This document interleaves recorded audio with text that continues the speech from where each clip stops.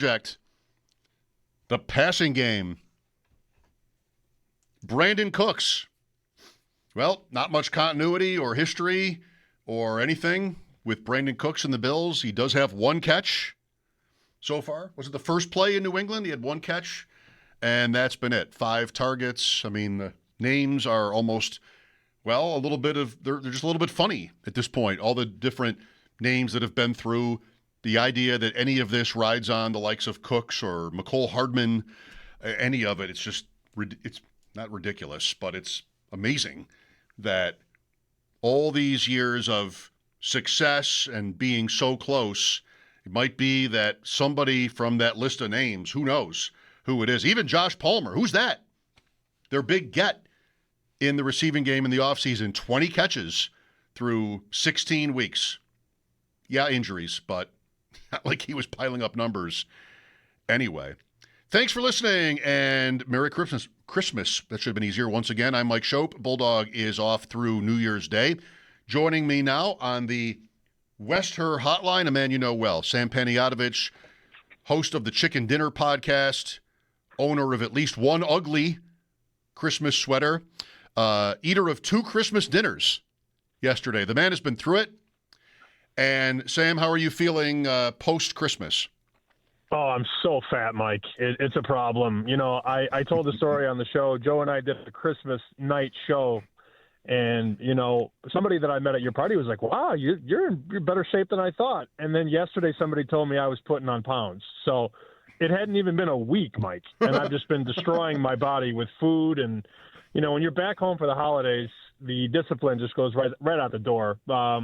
I can also tell you this. About 5 minutes ago, I pulled over on the side of the road when I found out T.J. Watt wasn't playing, and I'm betting more and more on the Cleveland Browns. What could go wrong? Wow. What's that number at this point? Is that moving? It was 3. I mean, there's a chance it goes down 2.5, 2. I don't know if it's moved in the last 5 minutes. Yeah, so Wise Guys bet Cleveland to begin with. They came in and they bet 4 and 3.5, and as of this morning, it was 3, but then the report just came out that T.J. Watt is not going to play, and then Jalen Ramsey is questionable. The market is being bet like the Browns are going to win the game outright. What does the Ravens game being tomorrow mean to this? Like, if the Ravens lose and they're favored to lose in Green Bay, then who needs the Steelers? So maybe then, you know, your bet on Cleveland is safer. Right. I mean, I don't think it's going to get any better than now. So if you have a 3, I mean, you didn't ask me for one of my favorite bets, but that's where we're starting. I think if you can bet Cleveland plus 3 right now, you're going to get a great number, and it's only going to move in your favor. 34.5, Pittsburgh at Cleveland. Well, Sam, you've been very pro-Bills all season. It's interesting to me that we've made it through Christmas, and even though they're not in the division lead, they're still the best odds or shortest odds to win the conference in the AFC, better even than Denver, which helped itself in its positioning for the 1 seed last night. You texted me last night, you think the Bills are clearly superior to the Broncos. I'm not afraid of them. I'm just not. They have a good team. They have an arguably great defense. And then you watch a third-string quarterback kind of do things. Granted, you know, the Chiefs didn't move the ball all that well, but the Chiefs were certainly in that game and had a chance to win that game outright with a guy I've never even heard of. And, Mike, I've been gambling on crazy things for a long time. I've never heard of that quarterback. And maybe that's my fault. But, like, to think that Bo Nix is going to go blow for blow with Josh Allen in the playoffs, I'm just not there. And, you know, I've been banging the drum for 6 weeks that Buffalo's the team to beat. And that's before Mahomes gets hurt and the Chiefs get knocked out. That's before, you know, the whole Burrow thing. Remember 4 weeks ago, oh, don't let Burrow come back and get hot. Okay, that ain't happening. Oh, what about Lamar? Okay, they're not going to make it, probably. And now it's like, now the hot thing is, oh, well, Jacksonville, yeah, okay. Yeah, you trust the Jacksonville Jaguars in the playoffs? Give me a break. We're just looking for reasons as a collective, like a sports, you know, collective to not put the Bills far. And I'm just tired of it, man. And I understand that there are some issues with their defense, but there are issues with every team in the AFC. Like, there is no perfect team. There's no Brady Patriots. There's no Mahomes Chiefs. It's as wide open as it gets. And, you know, the disrespect is not only in the future market, but the disrespect is in this game for Sunday. I mean, this is a pick'em offshore right now. Buffalo opened 3, Mike, and now we're 1.5, and there are some pick'ems. So even on the day-to-day market, people are betting against Buffalo, and I don't get it, man. I don't get it. And that's another one where a previous game, a game already having been played, could affect sort of at least the vibes. I mean, if New England were to lose somehow at the Jets, and I'm taking the points with the Jets on Sunday, it changes a lot for the Bills incentives-wise against Philadelphia. Is there a quarterback? I know you like to look at this point you make all the time with the AFC through the lens of the quarterbacks. Is there a close second? Is it not Lawrence? Is it Herbert or Stroud or May? Who is the quarterback, if there is one, that you think could, as you put it, go toe-to-toe with Allen? That's a really good question. I haven't thought about this, and obviously you and I don't change notes or exchange notes beforehand. I would say at full health it's Herbert, but he's not healthy, and their line is just battered right now. But I'm a big fan of that Herbert-Harbaugh combination. So I guess I would put obviously Allen's 1, Herbert 2, and then Lawrence 3, question mark? Okay, above May? Yeah, I need to see it from these kids. I think it's been a great season, but we've chronicled how easy their schedule has been in New England. I mean, they have like 1 win over a playoff team. It's just you're going to only play playoff teams. Yeah, right? You're only going to play playoff teams in the playoffs. Write that down and stamp it. So I'd like to see it from Nix. And last time we saw Nix in the playoffs, everybody knows what happened there. He turned into a pumpkin in the biggest moment. And I need to see it from guys like Nix and guys like May. And even to an extent, a guy like C.J. Stroud, who's, never really had a ton of playoff success. It's opening up in my eyes for Allen, man. As long as he plays an A game, they're not losing. The Patriots will have a win over the eventual NFC South winner. Say what you want about that, as they've beaten both Carolina and Tampa for that list. Sam Panayotovich with me on the West Her Hotline. Merry Christmas. Mike Schopp here. Bulldog is off today. Let's talk about a couple of the awards markets. I know from watching you and Joe Ostrowski throughout the season that Offensive Rookie of the Year award, it was almost like there was a new favorite every week. Now you had Travion Henderson, and he might miss this game. He left early in Baltimore. What does that look like now? So I'm pulling it up on my phone. Let's see how I can do 2 things at once here. So award market, offensive rookie, Tet McMillan. Holy cow, minus 310 at DraftKings right now. So it's his award to lose. But you know who the late riser is, like that horse that's kind of closing the gap? It's Tyler Shuck. I believe you talked about this maybe a week or 2 ago. I think it was you. You were like, that's not a bad number at 20-1. Try 4-1 on Tyler Shuck right now. So McMillan, the big favorite, minus 310. Shuck 4-1. Ibuka 7-1, and then Henderson 20-1. Is Shuck worth it at 4-1? I mean, they're nowhere near the playoffs. Tennessee and Atlanta the last 2 weeks. Can he do well enough? McMillan, it feels like McMillan is the favorite by default a little bit. I mean, he's good. He's been good. But Ibuka had it, and then he fell off, and then Dart might have had it, and that didn't. Now they don't want to throw the ball. Like, they're trying to preserve him. Henderson gets hurt. Judkins was interesting. He breaks his leg. It seems like somebody's going to back into that award.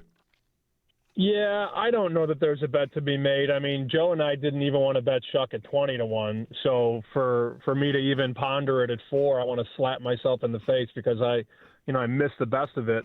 I just don't think there's enough of a sample there. Like he hasn't played a lot relative to a guy like McMillan, who's been putting up big games here. And I think there's also an appetite. You got a lot of eyeballs on McMillan this weekend, and that's because Carolina's at home against Seattle. Everybody's darling now. There's an opportunity there for Carolina to put up some numbers and put up some points against a very good defense. So if McMillan has a 7-catch, 80-yard touchdown game, it's a wrap on Sunday. I think so. Yeah, I was a little bit harsh on him. Having him in fantasy, it's been okay. I mean, it didn't bust like a lot of other guys did. He was a 3-4 turn kind of pick, I think, a little later, McMillan. But he's going to get to 1,000 yards, so maybe he really will deserve it in the end.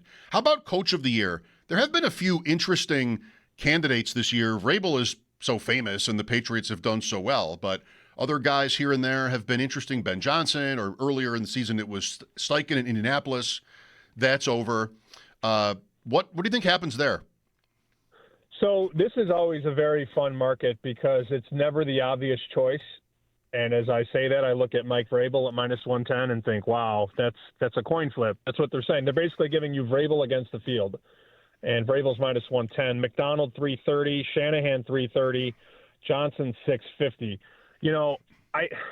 Again, you're betting this on December 26th. You're not going to get the best of the number. I think Kyle Shanahan has done the best job of any coach, given what he's dealt with, honestly. And you know me, I had that Niners win total over 10.5. Yoo-hoo! Nice win there. I mean, if I would have told you that Fred Warner and Bosa and Mikael Williams, their rookie first rounder on defense, and Gross Matos, like all those guys would be out for the year and they would still win 13 games, like you would have had me committed.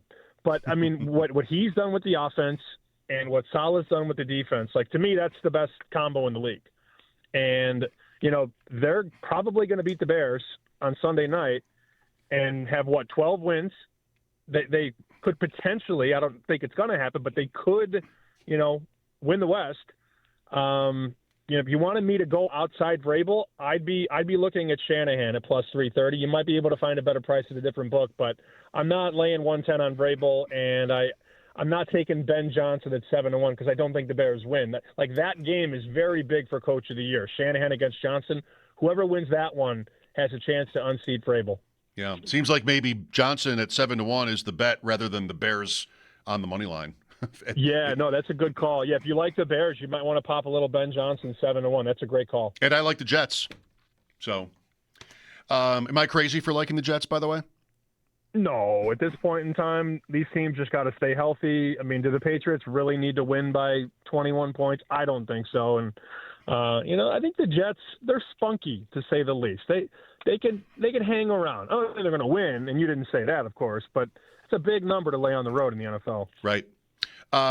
Well, futures bets, we've taken the credit this year with certain bets that I've made along the way. Kansas City to miss, that was Joe on the show with me that day saying that was cute, and they barely won another. I'm not sure they've won another game. I had Indianapolis at 8-2 to lose out. Whew. And I couldn't. I bother you often enough. I didn't find that anywhere, like an alternate line where they were just going to go 0-7 in their last 7 games. It's 0-5 so far, and that's obviously live. But I cashed out on all the Colts stuff already, like to not win the division, to miss the playoffs. Under 11.5, come on. We'll take our flowers on that one. But never. I wonder what that would have been. 8-2 to go to finish 8-9. What would the price on that have been? Oh, geez. Probably 100 to 1 or higher. I mean, without doing any math on it. I mean, it's all math. But I would guess you'd be in the triple-digit range, 100 to 1, 125 to 1. And they're probably going to get torqued by Jacksonville. I mean, that number's like 6. Jacksonville at Indy. That's a lesson. When we get to this conversation next year and we look up after 10 games and Team A is 7-3 with a guy like Daniel Jones at quarterback, just call me and we'll just yell short together. Like, short! That's what you got to do because everybody starts getting crazy and, maybe they can win a playoff game. And the reality is what goes up must come down for the most part. The thing for me, Sam, was their schedule. Jacksonville twice, Houston twice, San Fran, Seattle, and one more. And all right, well, I don't think they're better than anybody there. So, I mean, you can't predict the injury to Jones, but it was still Daniel Jones. Tough season for them. Okay. So I guess next up for you and me is next Friday, and it'll be 2026. Ooh, I can't believe we're this far. We're this long in the tooth. By the way, I don't know what the stipulations are because I'm not in New York. Obviously, you guys are. I do like Clemson tomorrow in the Pinstripe Bowl, which is at Yankee Stadium. I honestly don't know if you guys can bet that. I don't, because I don't know if you can bet on bowl games that are in the state of New York. I literally have no idea. But if you can, I like Clemson -2.5 against Penn State tomorrow. I have it on my app, so yes. Oh, fire. Fire the cannon. It has to be a New York team, apparently. Okay. See, I always lose track. All these different states are always on their different iterations of the law and what works and what doesn't. So if you can bet Clemson, wink, wink, I would do it. There's going to be some news, I think, at Penn State tomorrow, some opt-outs. Sounds like they're down 4 starters on the offensive line. And James Franklin, Mike, he still has his hand in that cookie jar. He's trying to take guys to Virginia Tech, and a lot of that's going to come out tomorrow, in my opinion. Clemson and Cleveland. We're into the orange helmets this weekend. Oh, gross, dude. Go get your money. Sam, Happy New Year. Thanks for your time, as always. Happy New Year, Merry Christmas. I'll talk to you next week. Sam Panayotovich, Chicken Dinner, his podcast with Joe Ostrowski.